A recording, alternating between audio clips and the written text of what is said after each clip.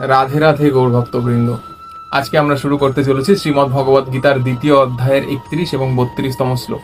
তবে শ্লোকটি শুরু করার আগের দিন অবধি আমরা দেখে নিয়েছিলাম যুদ্ধরথে স্থিত হয়ে ভগবান শ্রীকৃষ্ণ অর্জুনকে আত্মার সম্পর্কে আধ্যাত্মিক জ্ঞান প্রদান করছিলেন এবং তাকে নানাভাবে অনুপ্রেরিত করছিলেন যুদ্ধে উপবিষ্ট হওয়ার জন্য বা যুদ্ধে ব্রত হওয়ার জন্য। তারই কি পরবর্তী অংশ আজকে শ্লোকদ্বয়ের মাধ্যমে আমরা দেখে নেব। চলুন শুরু করা যাক আজকে শ্লোকদ্বয়। स्वधर्मम अपि च अवेक्ष्य न विकम्पितुम अर्हसि धर्मात् हि যুদ্ধাৎ শ্রেয়ঃ अन्यत् ক্ষত্রিয়স্য ন বিদ্যতে।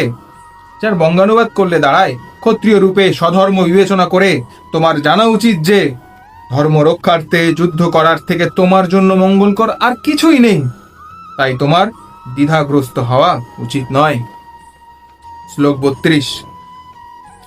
যদৃচ্ছয়া চ উপন্যম স্বর্গদ্বারম অপাবৃত্তম সুখিনঃ ক্ষত্রিয়াঃ পার্থ লভন্তে যুদ্ধম ঈদৃশম।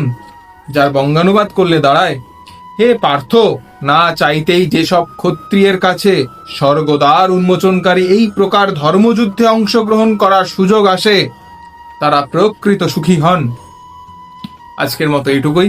আজকের শ্লোক দুটি ভালো লেগে থাকলে অবশ্যই কমেন্টে লিখবেন হরে কৃষ্ণ, ভিডিওটি শেয়ার করবেন নিজের কাছের লোকদের সাথে।